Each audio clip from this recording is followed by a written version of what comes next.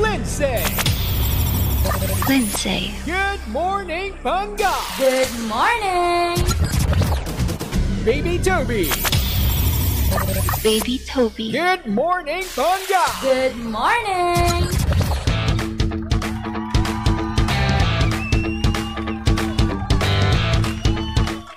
Same, pero iba. We are number 1, 6.7, Energy FM. Pangga, huwag mo sabihin radyo. Sabihin mo. Ay, nako, good morning, DJ Lindsay. Hi, sa magandang morning, Baby Toby. Eh, kamusta ka naman? O, ito okay naman. Alam mo, hindi talaga ako sanay eh. Akala ko ako pa rin talaga mag-isa eh. Huwag ka mag-alala. Simula sa araw na to, meron ka ng karamay. Ay, nako, akala ko talaga single pa rin ako hanggang ngayon. Uy, single ka pa rin naman. Ouch, ah. Uy, sabi ko kasi, single ako dito sa ating programa. Oo nga. Hindi sa tunay na buhay. Talaga ba? Alam ko naman single naman ako, doon wag mo ng pamuka. Oo. Hindi Medyo sa masakit programa nga, meron ka ng partner, pero sa totoong buhay, wala ka namang partner. O, isa pa, sige pa, isa pa. Hindi nga, di ba? Yun ang tama. Isa pa, sige. Sa totoong buhay, Idikdik mo pa sa mukha ko na wala akong jowa. Single ako lang, kabebe time lang, kabempangan. okay lang yan. Darating ang Away. panahon, magkakaroon din. Naku, naniniwala pa rin ako dyan. No? Oo naman. Hoping pa rin ako, no? Siyempre naman. Kaya naman shoutout sa mga pangga natin dyan na talaga nga namang talagang sinalubong ang Bearmans ng single na single sila, walang kabebe time. Ayaw mo nun, malay mo, pagdating ng Pasko, wala kang masyadong gastos. Malay mo lang, ha? Naniniwala pa rin ako na kaming mga single ngayon ay magkakaroon pa rin ng jowa bago magpasko. Ay nako, wag mo masyadong iniintindihan. Ang intindihin mo, Ano? Blood Moon sa September 7. Have you heard of Ay, this? gustong gusto ko yung blood moon na yan. O hindi nga, narinig mo ba tong Blood Moon na to? Meron ako nakita sa Facebook, no, na about dyan sa blood moon na yan. Sige nga, anong kembot mo dyan? Eto nga kasi, ang sabi dito, no, blood moon or total lunar eclipse visible on PH on September 7 to 8, no? So, yung total lunar eclipse, makikita natin yan dito sa Pilipinas gamit ang napakatindi at powerful na telescope siguro. Yan, diba? oo. September 7 to 8. At ang ano dito, ang kembot dito, baby to, sige, tuloy mo muna. Ano ba yun? Hindi nga, sasabihin ko kasi, Ayoko nga. Hindi, ano ba sasabihin mo? ang sasabihin ko dapat is maapektuhan daw or pwedeng mag-react. Hindi naman maapektuhan, pero magiging aware yung mga pets natin, lalo na Ay. yung mga aso natin Oo. kapag may blood moon. Sabi! Sabi Sino nila. Sabi nila. So, totoo yung mga werewolves. Uy, hindi ko alam. Sabi lang ng What if, Oh. no, na yung mga, talaga, may mga tao, no, na nagiging werewolf kapag lunar eclipse? What Uy. if? Grabe ka naman. Gusto ko yung mga ganun. Ayoko Wala lang, kasi gusto ko lang kasi isipin yung mga ganung bagay na kung saan parang, yung what if lang naman, no, na ang cool. Mga ganung bagay ba? Tapos minsan, ang nagsasabi pa nga, no, meron daw nagiging unggoy, malasang Goku. Grabe naman yung mga ganyan. Geek. Sorry geek ha. Pero kasi kapag sa mga matatanda yung tinanong mo, di ba? May kasabihan yung mga matatanda na, mag-ingat ka kapag may eclipse. Kasi nga, maraming mga nagta-transform. Oo, yun nga sabi nila, no? At minsan daw kapag umuulan habang mainit, no? Ibig sabihin daw nun, may kinakasalang tikbalang. Oo. Yun ang sabi nila. Eclipse ba yun? Hindi. Wala lang, sinabi ko lang. Follow up lang. Nakakainis. Bakit ba? Dagdag ano lang. Oo nga, pero hindi nga. So, tingnan natin. Ako feeling ko, titingnan ko yung pet namin kapag September 7 to 8. Wala kasi yung pet Magre-react talaga sila. Oo, meron lang ako Jimbo. Ganun. Pero kapag umulan daw, grabe naman yung late reaction. Late na gets. Pati si Jimbo. Grabe ka naman. Paano mo mag-transform si Jimbo? Maging undin. Ay, di ba ba-transform si Jimbo? Ay, di. Anyway, speaking of pagpapakita ng eclipse ng ng blood moon na yan, kung meron daw magandang weather sa 7 to 8, September 7 to 8, makikita Ayan. daw yan 12 ng madaling araw ng umaga, Yes. 'di ba? At ito nga, no, the moon will be totally eclipsed for about 1 hour and 22 minutes and 45 seconds. Uy, matagal Wow. din ha. Ang tagal nun. Yung iba, Baby Toby, na gustong maka-witness ng ganyan, pumupunta sa sa Quezon City. Sa matataas na lugar, no? Yung anong tawag doon sa Science Garden. May mga ganun pala. May ganun sila, pumupunta sila sa mga kung saan pwedeng makita talaga yung moon. Ako naman kasi bilang mahilig nga ako sa mga ganyang bagay, no? Dati naalala ko, meron dong pink moon. Okay. Ang nangyari, inintay ko talaga siya. Kasi since meron akong zoom lens, no? Okay. 70 to 300 millimeter, pinicturean ko yung moon. So, ibig mo sabihin kung meron kang camera na... Pwede yun. Anong? Basta SLR. Huwag na tayo masabi ng brand. Hindi yung lente. Anong lente? Kahit na anong lente naman Basta maayos naman. Kung ba, zoom lens. Yun na lang tawagin natin. Zoom lens ang kailangan natin. Mga pangga natin. Or baka naman meron pa silang mga trick dyan na hindi ko pa alam, no? Na yun yung ginagamit nila or ginagawa nila tuwing, ayun nga, full moon, blood moon or pink moon, no? May mga ganung bagay kasi iba-iba kami ng mga iba-iba kami ng mga tricks, mga technique, no? So meron akong zoom lens, no? Kasi yun yung ginagamit ko. Para nga naman makuhanan ko ng steady yung moon. Wow. Ganun siya. Kuha ba yan kapag camera ng cellphone yung gagamitin? Kuha naman siya. May mga cellphone na kasi ngayon na talagang nakakapag-zoom talaga. Grabe, oo nga. Oo. Yung mga Apple, di ba? Samsung, marami na rin mga ganyan. Kayang-kaya na. But, the thing is, yung quality nila, hindi ganun ka-ayos. Since zoom na nga siya, no? Medyo bumaba naman yung quality. Nagiging grainy yung tinatawag nila. Ganun. Pero okay pa rin naman, no? As of now, nakikita ko, we've come a long way. Taray mo doon. Hoy! Ikaw ba yan? Nahawahan ako ng katalinuhan mo We've come a long way. Pero actually, totoo yun na ang layo na ng narating ng ating mga cellphone. Kasi dati, isipin mo, no? Yung mga cellphone na di keypad pa lang, ang labo pa ng mga camera nun. Pero ngayon nakakapag-zoom na ng sobra-sobra. Oo. Abot na yung moon. Meron ng isang gumawa ng experiment, di ba? Yung tipong nasa labas siya ng arena, tapos may nagko-concert. Di ko alam kung sino nagko-concert nun. Parang Lady Gaga yata. Ginamit niya lang yung cellphone niya. Nasa labas siya ng arena, pero kitang-kita niya yung performance ni Lady Gaga. Nagawa ko na rin yan. Sa concert ng 98 Degrees. Oo. So yun, nasa malayo kasi kami. Tapos, ang ginawa ko, zoom in ko, kitang-kita parang nasa harapan ko lang talaga. Pero ang ginawa ko, 0.5 ko, ayun, ang layo.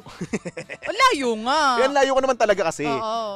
Tapos ayun, na-intrigue rin ako dun sa trending na, na video, no? Ginawa ko rin, nga, totoo nga, no? So, makikita mo talaga. Kitang-kita talaga. Legit. Oo. So, pakita ko si mama yung video. Sige, papakita sa'yo mamaya. Nice, pero ganun, ang haba na ng nangyayari sa atin, no? Kasi dati talaga, ang hirap-hirap, no, magkumuha ng picture, lalong-lalo na kapag yung cellphone mo, di keypad pa lang. Totoo, grabe kasi ka naman. Isipin mo yung picture nun, talagang pixelated pa Pag nilagay mo sa Facebook, ay wala, kitang-kita mo yung grain. Oo. Ganun. Actually ngayon, sa mga cellphone, ang binabayaran mo is, feeling ko lang naman to, hindi naman ako expert. Yung camera, yung quality ng Isa camera. Yun, 'Di ba? Isa yun. Kasi may mga pangga tayo na ginagamit niyong cellphone not just to communicate but to take photos and capture memories na. Tama ka dyan, DJ Lensay. Diba? At meron pang mga tao, no, na talagang binibili yung isang cellphone ng dahil mismo sa camera. Yun nga. Yun yung dahilan nila. Oo nga. Meron niya akong kakilala na gustong bumili ng panibagong cellphone, yung bagong labas lang na cellphone na which is mahal nga naman talaga. Mahal na rin talaga. Tinanong ko, bakit mo yung bibilin? Maganda pa naman tong cellphone mo.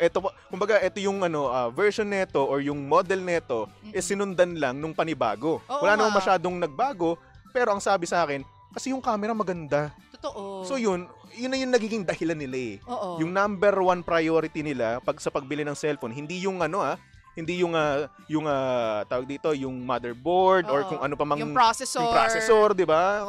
Kung ano mang technical kinemerot pa 'yan, no?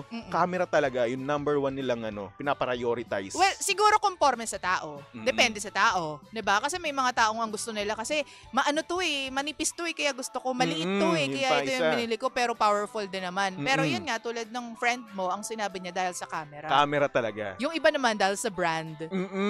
Ito kasi yung magandang brand ngayon. At ito yung ina-ini. Mga tropa ko, ito yung cellphone. So, dapat ako din. Di ba may ganyan? Gaya-gaya. Wow, gaya-gaya. Binansagan talagang gaya-gaya. Influence ka. Kasi nagulat ako, merong ngayon, cellphone ngayon na sobrang nipis. Actually, meron. Android, brand siya. Android siya, tapos hindi ko na matandaan ko anong brand. Pero sobrang nipis niya. As in, Meron. manipis pa sa cellphone natin. Alam ko, flagship siya ng Samsung eh. Meron akong nakitang ganun, ha?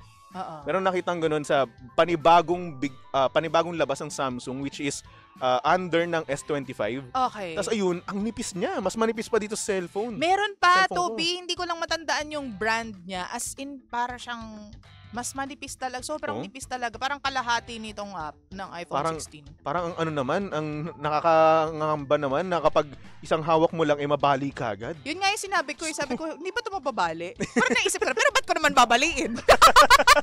Yun na nga. Parang hindi, iisipin mo lang, no? Siyempre, hindi naman din natin maiiwasan na malaglag yung cellphone, di ba? Oo. So, isang laglag, parang may isip mo Basag. na, basag ka agad. Parang ang fragile kasi tignan kapag sobrang nipis no? Pero kasi, ang lightweight niya. Ayun nga lang yun. No? Ito nga ang problema sa ating mga buyers, di ba? Gusto ang ganda. So, ganda-ganda tayo kapag manipis yung cellphone, pag maliit yung cellphone. Kasi, maganda. Compare dun sa other model, ang ganda nito, mas manipis siya, mas magaan siya. Pero, lalagyan naman natin ng makapal na case. Di wala din. Di ba napansin mo yun sa mga tao? Oo, sa mga, lalong-lalo na sa atin. Sa di mga ba? babae din. Sa mga babae, di ba? Ako kasi, plain black, okay na ako dun Oo. Yung iba, ang dami pang mga kolorete. Di ba? May Oo. mga bling-bling. Oo, tignan mo ikaw, meron pang hawakan sa likod. Hindi kasi kailangan to para safe kay baby. Kapag Okay. hindi malaglag sa kanya. Kasi ilang beses na nalaglagan ako sa mukha eh. Sa bagay. Masakit. Pero kasi tulad nito, anipis lang niya, pero ang Dahil kapal sa ng case, ang kapal. Kasi iniingatan mo rin dahil baka mabagsak. Oo. Pero kasi, naisip ko yung mga cellphone ngayon, tested na siya ng ilang drops. Or may drop test na tinatawag. Tama. Na hindi siya basta-basta masisira kahit mahulog siya. Kaya, Yes. parang no need na sa mga ganito kakapal na cellphone. Ito, tatanggalin ko na nga eh. Wow, tinanggal. Na-trigger. Pero meron mga brand ng cellphone, no? Na talagang kahit ibagsak mo, ibalibag mo, hindi talaga na nawawasak. Tama, sponsoran nyo kami para mention What namin kayo. if? Oo. Actually, yun yung cellphone ng nanay ko eh. Yun yung binili ko sa nanay ko. Oo. Since ang nanay ko kasi, alam ko na talagang nababagsak talaga yung cellphone niya. Yun yung number one na problem sa kanya kasi. Mabagsakin ng cellphone, talagang nababasag talaga yung screen. So ako, pinili ko na etong brand kasi, yun nga, nakita ko na pag kahit ibagsak mo, kahit ibalibag mo, apak-apakan mo, buo pa rin siya. Grabe naman yung apak-apakan. Seryoso. Ganun nila yung binranding Sa bagay, yung selling point, we're so marketing people. Oh well, we're so talino. Yung binibenta nila is that kahit masagasaan ng pison, kahit anong tawag dito, magwala yung misis mo at itapon yung cellphone, ibalibag yung cellphone, Diba? ihampas yung cellphone, Ibato sa'yo, hindi pa rin masisira. Pang-touching mo. Oh. Diba? Parang Ang bato sa piko. Diba? Pwede yun. In fairness. Kaya ayun, marami ng mga brand ng cellphone ngayon na talagang nga namang kayang-kaya ng kuhanan, talagang sobrang advanced na rin. Gusto mo yung tinanggal ko Tinanggal mo talaga no? Kasi, di ba, we walk the talk. O sige na nga, tatanggalin ko na nga rin tong akin. O, ayan, di ba? Nahihiya naman ako sa'yo. Mas manipis lang siya. Ito na, tatanggalin ko na. Hindi kasi, di ba, may din-drop test to ng ilang beses bago Sige, drop test natin. Ayoko. Ibagsak ka natin. Try natin. Yung telepono, mas makapal yung telepono mo. Hindi, mas makapal yung sa'yo. O, pustahan Wag natin, baka mamaya bayaran natin to. Manipis lang to sa akin eh. Ano ka ba? Mas manipis to. Panipisan, no? Akin na sige. cellphone mo. Bakit? Mas manipis ang Mas manipis akin. yung akin! Akin! Oh, the same lang. Natingin? The Same same lang. lang. Baka magka-year. Oh, baka nga. Ano ba to, 16? Hindi, 15 lang pala to. 15? Yuck, ew, gross. Sorry! Oy! Grabe naman! Ay, joke lang. Hindi ba kasi bayad? Nakaplan kasi. Ayoko na. May isang taon pa. Gusto mo yung nagtanggal talaga tayo ng Next case? year, palitan na natin. Palitan mo na yun sa'yo? Oo, ikaw ba? Libre mo rin ako. Ayoko pa. Wala akong pera pang palit eh. Latest kasi yung sa'yo, ang yabang mo naman. Uy, hindi. No ba? Oo. Diyos ko. Anyway. So, doon lang napunta yung usapan natin. Oo, sa cellphone. Pero ayun na nga, oy. Abangan nyo Blood Moon. Yes. Alam mo, mahilig ako sa mga ganitong bagay, no? Sa mga space stuff, no? Oo. Kasi gusto kong pumunta ng space talaga. Gusto kong maging astronaut. Oh. Actually, isa sa mga favorite kong isa sa mga favorite kong movie is Interstellar. Wow, nice. Napanood mo ba yun? Hindi pa. Panoorin mo. Sige. Panoorin mo, napakaganda niya. Aware ka ba dun sa parang 10 minutes na tinalon Di ba kailan lang nag-viral yun? Yung parang astronaut na tumalon papunta sa Earth. Papunta galing sa space. Huh? Oh my, hindi. I-search pa, teka lang. Kasi naisip baka ko mabash tayo. Iba kasi naisip ko, kapag kasi tumalon ka sa Earth, di ba? Tapos mula sa space ka, pag umenter ka ng atmosphere ng Earth, di ba? So, yung gravity nun, ano ka? Talagang, pagkalapag mo na pagkalapag. Kasi baka mamaya maano. Basta mamaya, gusto mo pag-usapan na natin mamaya? Or ngayon na? Ayaw mong pagpatalo na ito no? Hindi, wag na. Kasi ako na-imagine ko kasi, na karaniwan, no? Like for example, asteroid, di ba? Kapag siya umano dito, bumagsak or babagsak sa Earth, no? Talagang meron talagang fire sa gilid-gilid niya. That's because of the atmosphere of the Earth. Ata. Dumudugo yung ilong ko. Basta ganun siya. Diba, like for example sa movies, no? Niyayamot ako sa'yo, Toby. Tigilan mo ako. Okay na, sige na. Basta ganun yun. Ano ka ba? Basta yun. Basta ako may ina-imagine akong senaryo no, sa utak ko na hindi kayang ma-survive ng isang tao yung ganung klaseng fall. Ewan ko na lang ngayon baka mamaya kasi may panibagong mga technology na ginawa sila na kung saan kayang yung mga ganung bagay. So ayun. Nice. Paano kung pusa? Di ba 9 lives sila? Ano ba? Bakit naman? Fall. At bakit mo naman... Usapan yung fall. At bakit mo naman dadalhin sa space yung pusa? Hoy, may nakagawa na ba nun? Hindi ko alam. Monkey, alam ko mahilig ka sa chimpanzee, meron. Meron. Ata, not sure. Pero yun yung naririnig-rinig ko. Tamo, hindi ka sure. Bakit ba? Baka mamaya kasi mali ako Hindi na naman ako sure doon sa pusa. Hindi kasi mali mo, di ba? Oo, hindi makapagdala ng pets sa space. O gusto nyo, gumawa kayo ng history din dito sa Pilipinas, no? True. Pupuntahin nyo ako doon sa space, no? Para ako yung kauna-unahang bobong nakaapak sa space. Grabe ka naman. Grabe diba? naman. Bakit? History yun. Diba kasi karamihan sa mga astronaut, mga matatalino Totoo. Ako naman yung kauna-unang bobo. Grabe naman sa bobo. Bakit ba? Ano ba? Wow. Hindi bobo, bubu. Labubu. Binago mo lang yung letra Ikaw bubu ka talaga. Uy, salamat. Charing-charing lang. Ito naman. Joke lang. Ay, nako. Anyway, alam mo, madami pa dito madami pang mga theories about the moon, no, na kung saan madami pa daw lalabas na kung ano-ano. Yung iba naman sinasabi, minsan end of the world na, mga ganon. Grabe naman yung end of the world. Yung mga OA naman yun. Oo. Mga tsunami, mga ganon, wag naman sana, pero diba? Pero kasi ilang taon na yan na kapag may eclipse, sasabihin nila, naku, maghanda na kayo. Maghanda, katapusan na, ganon, ganito, ganyan. Magsisi na kayo sa mga kasalanan ninyo. Ay, nako. Kaya nga, minsan nga diba, nung nakaraan, 2012, sabi end of the year na daw, end of the world na daw yun. Hindi naman. 2025 na ngayon. Wag muna, hindi nga natin alam kung saan napunta yung flood control project budget. Tama! Wag nyo muna i-end yung world. Tama na muna, oo. Sabi, nakita mo ba yung pinost ko? Ano? Pwede bang, itigil mo na yung pangongolekta ng tax hanggat hanggat hindi pa nila nasusort out kung saan napupunta yung tax. Tama! What if ganun nga yung muna yung gawin nyo, no? Diba? O hindi naman kaya, ibalik nyo sa amin yung mga nakuha nyo muna. Diba? Medyo, gusto ko pang pera refund nyo muna. Oo. Nako. Alam mo kung sino talaga dito yung Hika Jose, no? Gusto namin. Baka naman po pwede. Baka tigil nyo muna kasi doble-doble yung tax natin. Nating mga mamamayang Pilipino, nating mga Juan de la Cruz. Tama. Tsaka isipin mo, no? Pag nakikita mo yung payslip mo, ang laki nung kinakaltas sa'yo. Well, yung tax. Ganyan talaga. Papel, no? Kaya naman, eto nga, for our next song, mga pangga, magbalik-tugtugan nga muna tayo. Since nasabi ko nga kanina is 2012, no? Madaming nga kung ano-ano man na kaganapan, no? At sinabi nga nila, end of the world na nga daw. Parang alam ko kung ano yung papatugtugin mo. Siyempre, nasabi ko nga kanina Here's a song from Jay Sean, titled 2012. Dito lang yan sa estasyong Same, pero iba. Pangga, we are number 106.7 Energy FM. Huwag mo sabihin radyo, sabihin mo Energy! Jay Sean.